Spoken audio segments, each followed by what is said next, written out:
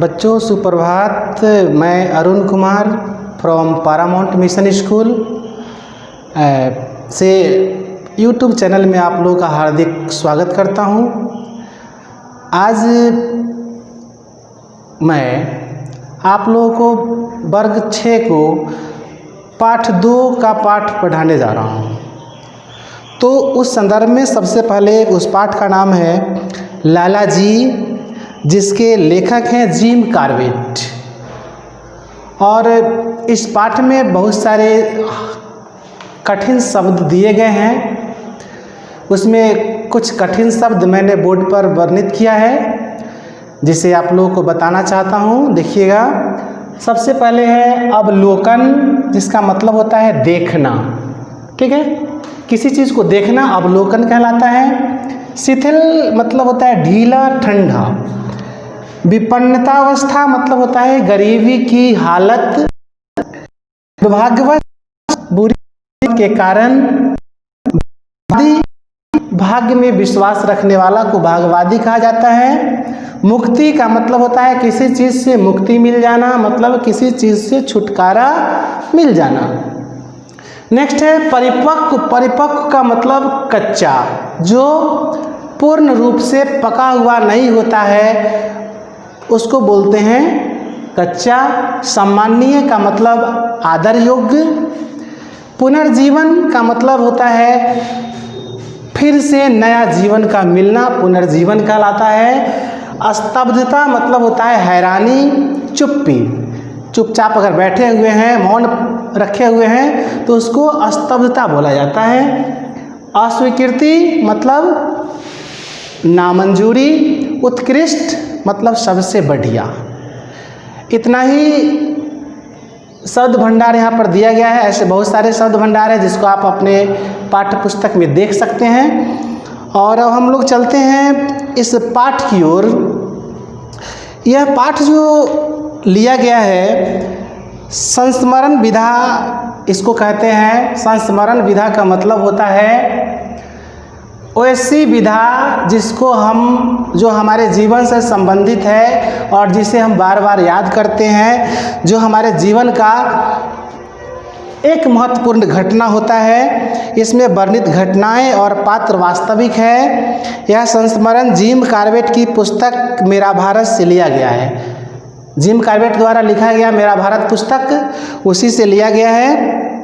इसका हिंदी अनुवाद श्री वेद कुमार वेदालंकार द्वारा किया गया है। इस संस्मरण से विद्यार्थियों के मन में परोपकार, दूसरों की निस्वार्थ सेवा करने की भावना उत्पन्न होगी।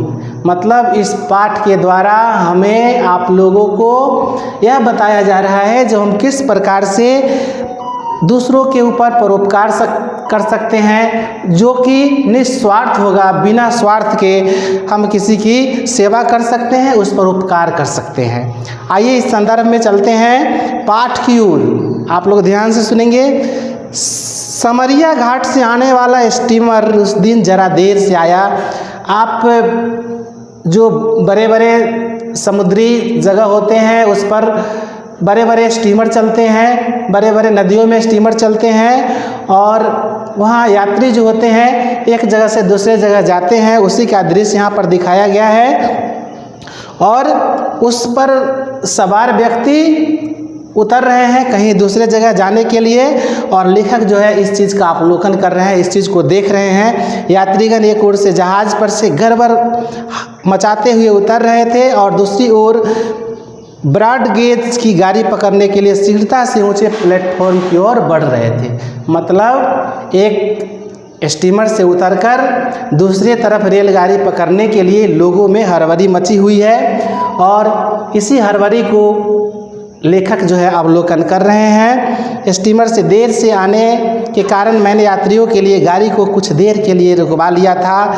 सब यात्री उतर गए और सबसे अंत में एक ऐसा व्यक्ति उतरा जिसकी आंखें गड्ढों में गहरी धंसी हुई थी। मतलब उसको देखने से आप पता कर सकते हैं कि वह व्यक्ति बिल्कुल बीमार किस्म का था। उसके शरीर में बिल्कुल ही जान नहीं थी। और उसका पहनावा कैसा था? उसने सूती कोट पहन रखा था जिसमें पैबंदों की भरमार थी। कोट को देखकर ऐसा अनुमान होता था जी जो यह कोट अवश्य सफ़ेद रहा होगा, लेकिन रंगीन रुमाल में बंधा एक बंडल उसके हाथ में था।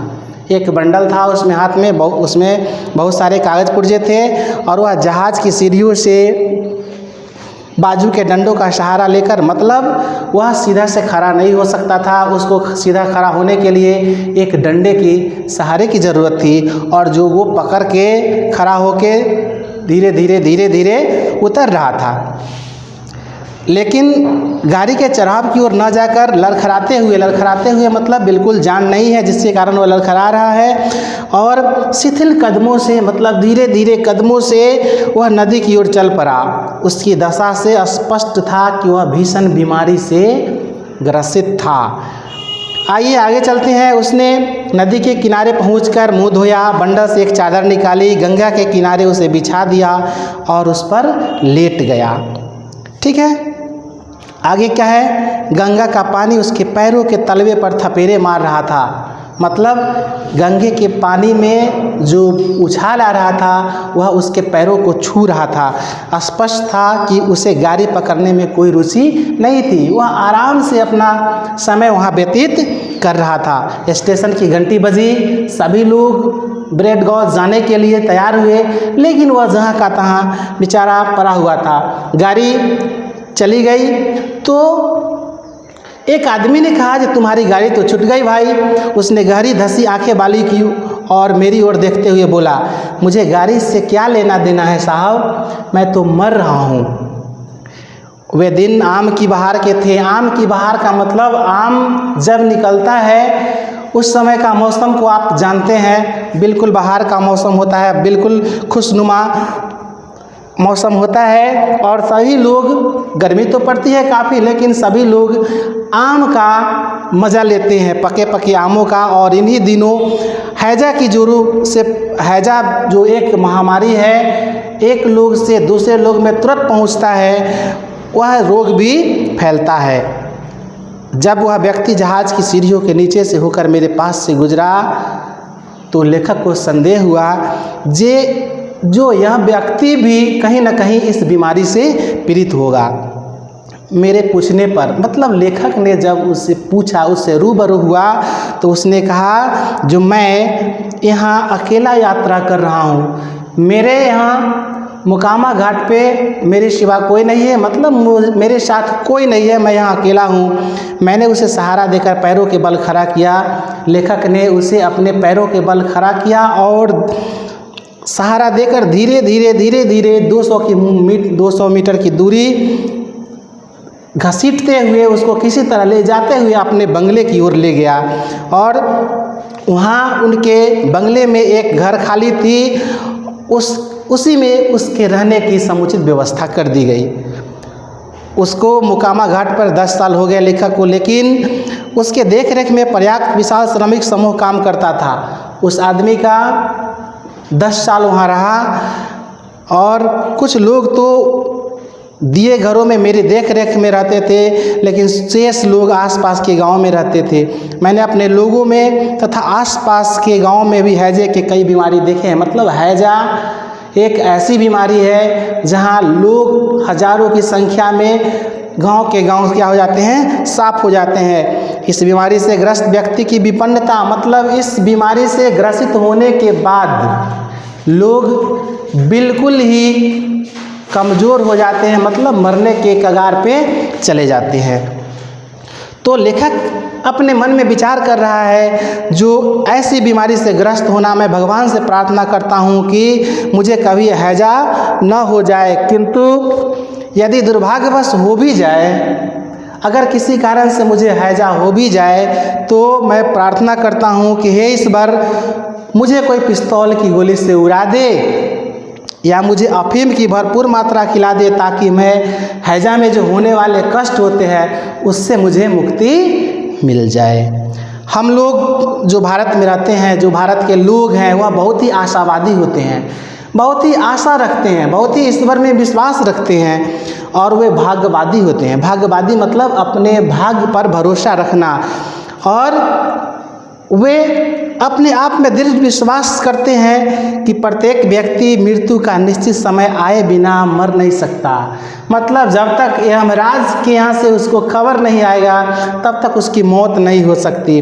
परंतु इसका अर्थ यह नहीं कि हम महामारी व्याधियों के प्रति उदासीन या निर्भय होते हैं। मतलब वो ठीक है, हम भाग्यवादी हैं, लेकिन महामारी होने के बाद, महामारी के फैलने के पश्चात कोई ज़रूरी नहीं है कि हम बच जाए अपने भाग्य के भरोसे। इसलिए यहाँ लेखक का कहना है, जो हम भाग्यवादी होते हुए भी महामारी से दूर रहें, मतलब महामारी जैसी बीमारी हमें नहीं हो। सारे भारत में हैजे से लोग काफ़ी भयभीत रहते हैं और जब यह महामारी के रूप में आता है तब लोग वास्तविक रोग से जितने मरते हैं उससे ज़्यादा लोग इस हैजे के डर से मर जाते हैं। यह वास्तविकता बताया जा रहा है और इसमें कोई संदेह नहीं था कि मैंने मेरे फूका मकान में, अपने मकान में जिस व्यक्ति को उन्होंने रखा था लेखक ने, वह भी इसी बीमारी से ग्रसित था। इसमें लेखक को कोई संदेह नहीं था। लेकिन इस बीमारी किसी दूसरे को न लगे, यह और महामारी का रूप न ले, इसके लिए उसने बचने का उपाय विश्वास बनाए रखने के लिए उसके लिए अपरिपक्व चिकित्सा भी चलती रही। वहाँ मीलों तक कोई चिकित्सा सुविधा नहीं थी और एक अस्थायी क्लर्क ने उस पशु मानव से छुटकारा दिला दिया। स्वयं को डॉक्टर कहने वाला वह व्यक्ति निसंदेश मोकामा घाट के इतिहास में ऐसा व्यक्ति था। मतलब वहाँ कोई अच्छे किस्म का डॉक्टर नहीं थे, अच्छे किस्म के चिकित्सक नहीं थे जो उस बीमारी के लिए उचित उपचार कर सके। तो उस कृष्णकाय व्यक्ति की सेवा के लिए, वह जो बीमारी से ग्रसित था उसकी सेवा के लिए न कि मेरे पास अधिक समय था, मतलब लेखक के पास भी वैसा कोई समय नहीं था, लेकिन 3 रोगी उन्होंने ऐसे को देख रेख किया करते थे और नौकरों को उसको पास भेजने से रोकते थे, इसलिए कि नौकर को कहीं यह बीमारी लग जाएगी तो यह और महामारी का रूप ले लेगा। उसके बाद क्या होता है, लेखक ने उस रोगी में यह आत्मविश्वास पैदा कर दिया, यह उसके प्रति यह विश्वास दिला दिया गया कि तुम बहुत ही जल्दी भले चंगे हो जाओगे, तुम बहुत ही जल्दी अच्छे हो जाओगे, सिर्फ तुम अपने आप में विश्वास रखो। इसी दृष्टि से मैंने, लेखक ने कहा, मैं तुम्हें अपनी बस्ती में इसलिए नहीं लाया हूँ कि तुम मर जाओ, मैं तुम्हें यहाँ बचाने के लिए लाया हूँ, तुम्हें अच्छा बनाने के लिए लाया हूँ। पहली रात तो सचमुच लेखक डर गए कि कहीं यह मर न जाए, मैंने इसको भला चंगा होने के लिए लाया है और कहीं मर गया तो फिर और ये महामारी का रूप हो सकता है। इसके शव जलाने में, इसके मृत शरीर को जलाने में बहुत ही झंझट का सामना करना पड़ेगा। लेकिन क्या होता है, देखिए यहाँ क्या मोड़ लेता है, क्योंकि मुझे ऐसा प्रतीत होता था किंतु सुबह होते ही उसकी दशा पुनर्जीवन पे आ गया। मतलब वह पुनः पहले वाले स्थिति में आ गया, अच्छा व्यक्ति बन गया, उसकी बीमारी धीरे धीरे समाप्त होने लगी और बाद में उसकी दशा सुधरती चली गई। हैजा एक भीषणतम व्याधि है। हैजा जो है वह बीमारी ऐसी है जिसमें लोग हजारों की संख्या में मर जाते हैं, लेकिन जो मानव शरीर का शीघ्रता से ह्रास करती है, एक सप्ताह बाद वह योग्य हो गया कि अपनी राम कहानी कह सके और वह अपने बीते हुए बातों को बताने लगा। क्या बताने लगा, जो वह व्यक्ति जो था, बीमार व्यक्ति, वह लाला था, वह एक व्यापारी था और एक बहुत ही धन, मतलब संपन्न व्यापार था और उसने कुछ गलतियां कर दी। क्या गलतियां कर दी कि उसने अज्ञात व्यक्ति को, जिससे जान न पहचान है, उसको अपने व्यापार में क्या बना लिया, साझेदार बना लिया। और साझेदार बनाने में क्या हुआ, बहुत लंबी यात्रा करने के बाद जब वह आया तो क्या होता है, उसका फलता फूलता व्यापार चौपट हो गया और वह आदमी जिसको साझीदार बनाया गया था, वह आदमी उसके सारे धन को, व्यापार को चौपट करके गायब हो गया वहाँ से, और सिर्फ कुछ ही धन बच गया था जिससे वह आदमी जिसने कर्ज लिया था उसको चुका सके। उस आदमी का बाजार में कोई साख नहीं था जिससे वह पुनः अपना व्यापार को प्रारंभ कर सके, इसलिए उसे जीने के लिए कुछ न कुछ करना था। इसलिए उसने एक जगह नौकरी कर ली। 10 वर्षों तक 60 रुपये मासिक वेतन लेकर कार्य करता रहा। वह 60 रुपये महीने से 10 वर्षों तक काम किया और इसी संदर्भ में उनकी पत्नी भी मर गई और इस समय वह अपने स्वामी के काम से मुजफ्फरपुर से गया जा रहा था कि गाड़ी में उसे बीमारी ने आ घेरा। उसे कैसे कैसे बीमारी हुई वह बता रहा है कि मेरा जब व्यापार चौपट हो गया, एक अज्ञात व्यक्ति को जब मैंने अपने व्यापार में साझीदार बना लिया, वह मेरे व्यापार को चौपट करके गायब हो गया। तो मैंने 10 वर्षों तक क्या किया, 60 रुपये मासिक वेतन पर नौकरी की और उसी संदर्भ में जब पत्नी मेरी बीमार हुई थी, मर गई थी, तो हम मुजफ्फरपुर से गया जा रहे थे तो हम उस बीमारी की चपेट में आ गए। लाला जी मेरे साथ लगभग 1 मास तक रहा, लेखक के साथ 1 महीने तक रहे। एक दिन उसने जाने की अनुमति मांगी। मैंने उससे पूछा, यदि गया लौटने पर तुमने देखा कि तुम्हारे मालिक ने किसी दूसरे व्यक्ति को तुम्हारे स्थान पर नियुक्त कर लिया है तो तुम क्या करोगे? लाला ने उत्तर दिया, वह व्यापारी ने उत्तर दिया, मैं दूसरा नौकरी पकड़ लूँगा। तो फिर लेखक ने कहा, आज ऐसा करो, तुम पुनः व्यापारी बनने के लिए उनके लिए कोई सहायता पाने का प्रयत्न क्यों नहीं करते हो? लाला जी ने उत्तर दिया, साहब दोबारा व्यापारी बनने के लिए और अपने पुत्र को अच्छी तरीके से पढ़ाने के लिए दिन रात सोचता रहता हूँ, लेकिन इस 60 रुपये महीने कमाने वाले को 500 रुपये कौन देगा? गया की गाड़ी रात 8 बजे थी और गाड़ी खुलने में 1 घंटे समय थी और वह क्या कर रहा है, बंगले में लौट कर आया। अब देखा कि उस दिन धोए हुए स्वच्छ वस्त्र पहने, हाथ में एक बंडल लिए हुए लाला जी बरामदे में खड़ा प्रतीक्षा कर रहा था। मतलब आज वहाँ से उसको जाना था अपने घर।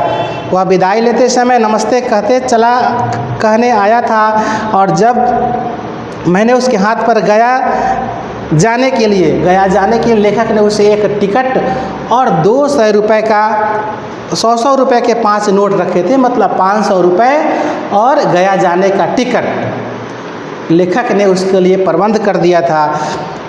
और इस की उपलब्धि होते ही लाला जी गदगद हो गए। आश्चर्य और स्तब्धता की अवस्था में भी वह अपने हाथों में नोटों को देखता रहा, बार बार आश्चर्य से उस नोटों को देखता रहा, उस टिकट को देखते रहा जिस टिकट को लेखक ने उन्हें प्रदान किया था, और कभी अपने मुख की ओर देखता।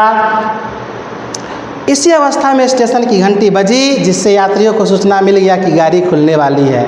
गाड़ी खुलने में मात्र 5 मिनट बाकी है। तभी लाला जी ने लेखक के चरण छुए, चरण पर अपना सिर रख दिया और बोला, आपका यह चाकर, मतलब आपका यह नौकर 1 बरस के अंदर ही आपका यह रुपया वापस कर देगा। और इस प्रकार लाला जी अपने गांव चला गया। वह कभी न कभी दोबारा मेरे पास अवश्य आएगा, उसमें थोड़ा भी शक नहीं था। लेखक को यह उम्मीद थी। और आगे क्या होता है, जब अगली शाम जब देर से लौटा तो देखा, जब लेखक देर से लौटते हैं तो देखते हैं कि एक उजले वस्त्र पहने हुए कोई व्यक्ति बरामदे पर खड़ा है। और वह व्यक्ति कोई दूसरा नहीं था, वह व्यक्ति वही सेठ, वही लाला था जो बीमार था, जिसकी सेवा लेखक ने की थी। और क्या होता है, जो अपनी दी हुई काल मर्यादा की समाप्ति के, उसने तो बोला था जो हम 1 साल के अंदर अवश्य आएंगे, लेकिन उसके अंदर ही क्या हुआ, वह उपस्थित हो गया। उस रात मेरी कुर्सी के पास फर्श पर बैठकर उसने अपनी व्यापारिक गतिविधि का विवरण बताया। उसने बताया कि मेरी उन्नति अब किस प्रकार हुई है, उसको आप सुनिए। उसने कहा जो धान के कुछ थैलों के व्यापार प्रारंभ किया। वह लाला ने धान के थैलों का व्यापार आरंभ किया और उस धान से 3 टन धान का लेन देन करने के सामर्थ्य उसके पास हो गया। और इसी संदर्भ में उसने एक शादी भी कर ली, उसके बच्चे भी अच्छे तरह से पढ़ने लगे। इट मीन्स पूरे मिला के कहा जाए तो वह पूर्ण रूप से संपन्न हो गया, है ना। और संपन्न हो गया, आगे क्या होता है देखिएगा। 12 महीनों की अल्पावधि में ही यह कर दिखाया। गाड़ी छूटने का समय पास आ गया था। 500 रुपये का नोट लाला ने उस के पैर पर रख दिए और अपनी जेब से एक थैली निकाली। लाला को लेखक के द्वारा 100 रुपये का 5 नोट दिया गया था और एक गया जाने के लिए टिकट दिया गया था। वह उस पर कर्ज था और उसी कर्ज को चुकाने के लिए उसने 500 का एक नोट लेखक के चरणों में रख दिया और एक थैली जिसमें 25% के हिसाब से ब्याज, जिसने वह कर्ज लिया था उसका पैसा था। तो आगे क्या होता है, जब इतना चीज़ लेखक को सुपुर्द करता है तो लेखक बोलते हैं, जब मैंने कहा कि मित्रों से ब्याज लेने का हमारे यहाँ रिवाज नहीं है तो मुझे लगता है कि उसे यहाँ आकर जो परम आनंद हुआ, मेरी इस अस्वीकृति ने उस आनंद का आधा भाग अवश्य कष्ट कर दिया है। तो वो लाला क्या बोलता है, जब मैं 1 मास तक यहाँ था और तब मुझे आपके नौकरों से पता चला था कि आप एक समय के भोजन करके ही अपना जीवन व्यतीत करते हैं। भगवान न करे आपके लिए फिर से वैसा दिन आए। अगर वैसा ज़रूरत होगा, लाला बोलता है, अगर वैसा समय आएगा भी तो मैं अपना सब कुछ न्यौछावर कर दूंगा। और आगे क्या होता है, जब तक मोकामा घाट में रहा वह लाला, तब तक वह अपने बाग, उसका बाग था, आम का बगीचा था जिसमें बहुत प्रकार के आम फले हुए थे। उसमें उत्कृष्ट किस्म का, मतलब अच्छे किस्म का आम का एक बहुत बड़ा टोकरी, मतलब पूरे टोकरी भरा हुआ आम हर वर्ष वह लेखक के यहाँ सुपुर्द करता था, है ना। शायद इसलिए कि उसकी पुनः व्यापारी बनने की महत्वाकांक्षा पूर्ण हो गई थी। शायद इसलिए कि पूर्वजों के जिस घर को साझीदार द्वारा विश्वासघात करने के बाद खाली कर देना पड़ा था, उसने उसी घर को पुनः बसा लिया था। मतलब लेखक के द्वारा बताया गया चीज़ को लेखक ने बताया था उसे, जो ऐसा करो, तुम पुनः व्यापार क्यों नहीं कर लेते हो। और वह बात उसके दिमाग में घर कर गई और उसने धान का व्यापार शुरू किया। इस तरह से उसका कर्ज भी समाप्त हो गया और उसने एहसान का बदला लेखक के एहसान का बदला लाला ने अपने एहसान से ही चुकाया। और इस तरह से जिसने वह विश्वासघात, लाला के साथ जिसने विश्वासघात किया था और उसका परिवार उजड़ गया था, पुनः वह अपने परिवार को संवर लिया और इस तरह से अपना अच्छा जीवन बिताने लगा।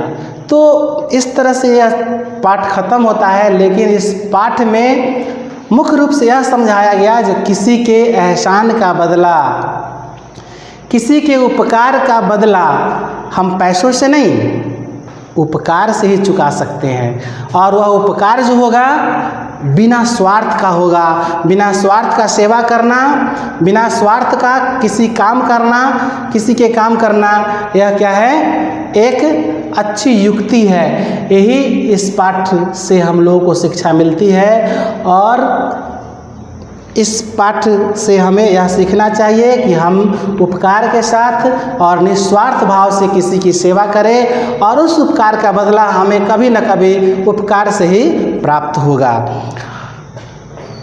इस तरह से आपका ये पाठ दूसरा समाप्त हो गया और अगले वीडियो में इसका प्रश्न उत्तर आपको बताया जाएगा। तब तक के लिए धन्यवाद।